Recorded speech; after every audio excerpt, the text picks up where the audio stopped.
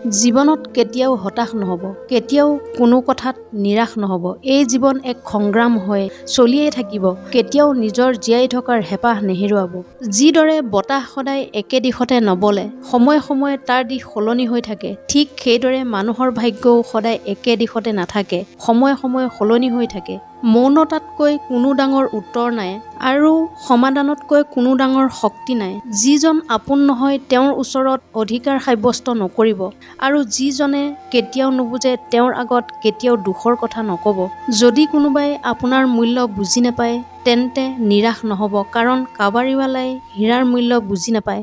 মানুহক চিনিবলৈ হ'লে তেওঁৰ চেহেৰাক নহয় তেওঁৰ চৰিত্ৰ বিচাৰ কৰিব, কাৰণ সোণ সদায়ে লোহাৰ বাকচত ভৰাই থয়। কথাটো শুনিবলৈ বেয়া হ'লেও সত্য যে জীৱনত যিসকলে নিজৰ দুখ লুকুৱাব পাৰে তেওঁ জীৱন জীয়াবলৈ শিকি যায়। ভুল হ'লে সংগ ত্যাগ কৰা মানুহ বহুত পাব, কিন্তু ভুলটো বুজাই সংগ দিয়াৰ মানুহ বহুত কম পাব। জীৱনত কিছু বন্ধু কাঁচ আৰু ছাঁৰ দৰে বনাব, কাৰণ কাছে কেতিয়াও মিছা নকয় আৰু ছাঁই কেতিয়াও লগ নেৰে। মানুহক হেৰুৱাব ভয় নকৰিব, ভয় এটালৈ কৰক যাতে মানুহৰ কথা ৰাখোতে ৰাখোতে নিজকে হেৰুৱাই নেপেলায়। কোনোবা ভাল মানুহৰ পৰা যদি ভুল হয় তেন্তে ক্ষমা কৰি দিব, কাৰণ মুকুতা যিমানেই জাবৰত পৰিলেও সদায় মূল্যৱান হৈয়ে থাকে।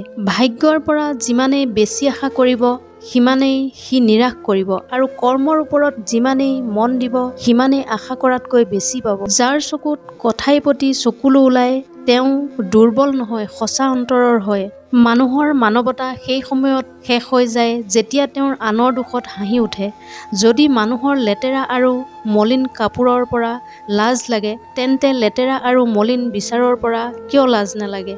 এনেকুৱা মানুহৰ চিন্তা কেতিয়াও নকৰিব যিসকলৰ বিশ্বাস সময়ৰ লগে লগে সলনি হৈ যায়। চিন্তা সেই সকল লোকৰ কৰিব যিসকলৰ বিশ্বাস আপোনাৰ ওচৰত তেতিয়ালৈও অটুট থাকে যেতিয়া আপোনাৰ সময় সলনি হৈ যায়। য'ত আপোনাৰ আদৰ নাই তাত নাযাব, যিয়েই নুশুনে তেওঁক বুজোৱাৰ চেষ্টা নকৰিব, যি হজম নহয় সেইটো নাখাব, আৰু যিয়ে সঁচা কথাত বেয়া পায় তেওঁক কেতিয়াও নমনাব।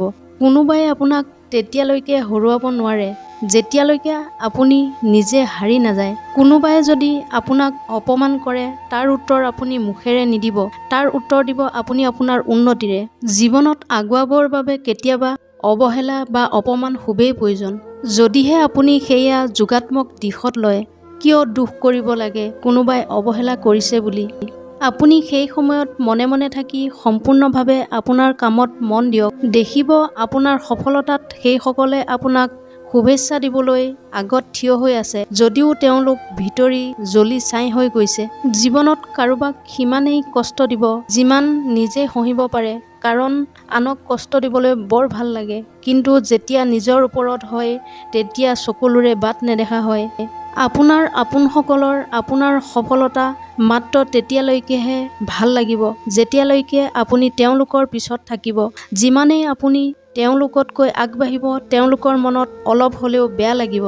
যদি কোনোবাই আপোনাৰ বিশ্বাস ভাঙে তেন্তে তেওঁক ধন্যবাদ দিব, কাৰণ তেওঁই শিকাই দিব যে জীৱনত কাৰোবাক বিশ্বাস খুব ভাবি চিন্তিহে কৰিব লাগে। ডিপ্ৰেশ্যনৰ বেমাৰ তেতিয়া হয় যেতিয়া নিজৰ বাবে কম আৰু আনৰ বাবে বেছি চিন্তা কৰে। ধনী মানুহে নিজৰ পইচা ধনী হ'বলৈ লগায়, সেয়েহে তেওঁলোক ধনী হৈ যায়, আৰু দুখীয়া মানুহে নিজৰ পইচা ধনী দেখুৱাবলৈ লগায়, সেয়েহে তেওঁলোক দুখীয়া হৈ থাকি যায়। কথাষাৰ তিতা হ'লেও সত্য। যদি কোনোবাই আপোনাক অপমান কৰে তেন্তে জৰুৰী নহয় যে প্ৰতিবাৰে আপুনিও কিবা বেয়া কৰিব। অলপ সময় অপেক্ষা কৰিব, ভগৱানে সময়ত এনে কোব দিব যে গোটেই জীৱন মনত ৰাখিব। বন্ধুসকল, ভিডিঅ'টো ভাল লাগিলে মোৰ চেনেলটো ছাবস্ক্ৰাইব কৰিবলৈ নাপাহৰিব। নতুন এটা ভিডিঅ' লৈ আপোনালোকৰ ওচৰলৈ আহি আছোঁ, তেতিয়ালৈকে আপোনালোকক ধন্যবাদ।